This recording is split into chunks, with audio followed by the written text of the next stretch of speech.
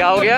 Budget में मैंने सदन में भी और मैंने अपने प्रेस रिलीज़ के आधार पे भी दोनों माननीय प्रधानमंत्री जी, निर्मला सीतारमण जी और वित्त आयोग के पूर्व अध्यक्ष श्री NK सिंह जी को तहे दिल से धन्यवाद अर्पित की है। मैंने सदैव ये कामना की है कि मेरी कोशिश है कि मैं आऊँ तो मैं कभी भी खाली हाथ ना आऊँ, कुछ न कुछ लेकर आऊँ। इस बार 400 करोड़ रुपए की योजनाओं को हम लेके आए हैं। चंबल से मुरैना के लिए पानी और चंबल से ग्वालियर के लिए पानी जो योजना हमने बनाई थी, उसकी वित्तीय सहायता ऋण के आधार पर प्रदेश सरकार लेने वाली थी। मैंने आप लोगों को इसलिए नहीं बताया क्योंकि सफलतापूर्वक कार्य करने के बाद मैं आपके समक्ष रखना चाहता था। पिछले साल के अगस्त के माह में कोरोना काल के समय में ही मैंने वित्त आयोग को चिट्ठी लिखी थी कि मध्य प्रदेश के ऊपर ऋण का भार न हो।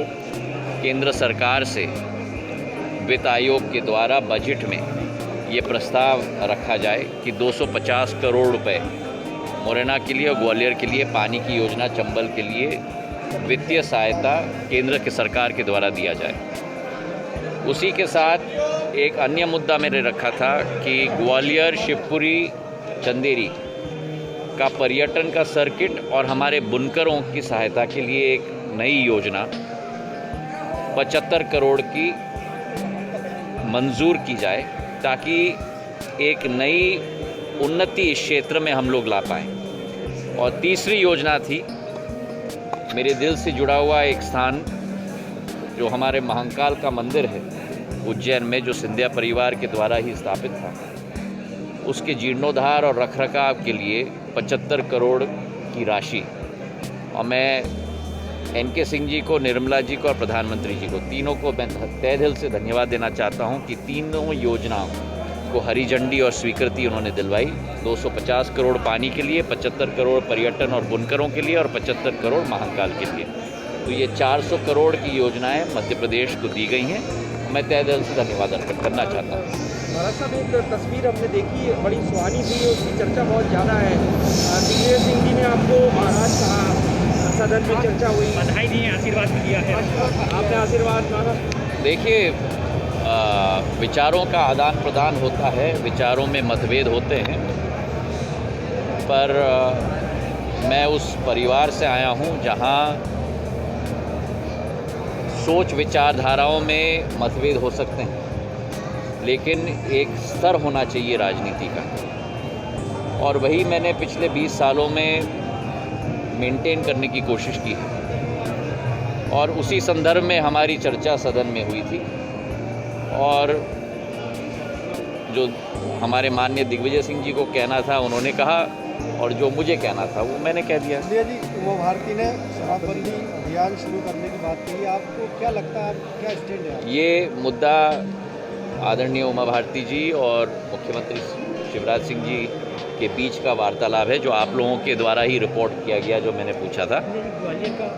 मुख्यमंत्री के द्वारा प्रदेश के लिए नीति बनाई जाती है, उन दोनों के बीच का संदर्भ है, उस पर मैं कोई टिप्पणी नहीं करना चाहता। व्यापार मेले को लेकर क्या कहेंगे? व्यापार मेले को लेकर व्यापारी नाराज हैं कई बात से, किस मोटे व्यापारी आ गए हैं। किसके लिए? ग्वालियर का व्यापार मेला में हमारा मेला ऐतिहासिक मेला सदैव रहा है।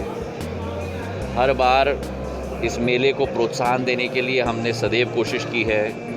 इस बार भी हमारा मेला ऐतिहासिक रहेगा। आप लोगों को बड़ी थोड़ी शंका थी पिछले वर्ष और उसके वर्ष पहले, क्योंकि टर्नओवर इतना गिर गया था, 100 करोड़ तक आ गया था, 4 गुना हो गया, अब 8 गुना हो गया। अब इस साल कोरोना की वजह से मेरी आशा है कि कम से कम पिछले साल का रेवेन्यू तक तो पहुंच जाना चाहिए। महाराज साहब, एक आखिरी सवाल है कि मुरलीधर राव इंदौर में थे, उन्होंने एक बड़ा स्टेटमेंट दिया कि सिंधिया जी की वजह से हमारे कुछ लोग वंचित रह गए। देखिए आप लोगों कृपा करके देश में लोगों को जोड़ने की कोशिश करो। मुरलीधर जी ने ऐसा कुछ नहीं कहा। मुरलीधर जी ने ये कहा कि जब लोगों का समावेश हुआ है पार्टी में और लोग अब एकजुट होकर परिवार के रूप में कार्य कर रहे हैं, तो सब उस समावेश में जब परिवार बढ़ता है तो सभी का समावेश होने में सभी को स्थान मिलता है। और जहाँ तक ये बात बार बार चलती है, कोई सिंधिया गुट नहीं है, कोई फलाना गुट नहीं है, कोई ठिकाना गुट नहीं है। आप लोग बीजेपी को कवर कर रहे हो बहुत पहले से। बीजेपी में केवल भारतीय जनता पार्टी है और भारतीय जनता पार्टी का कार्यकर्ता है। ज्योतिरादित्य सिंधिया कौन है मैं नहीं जानता, मैं बीजेपी का कार्यकर्ता हूँ। बहुत बहुत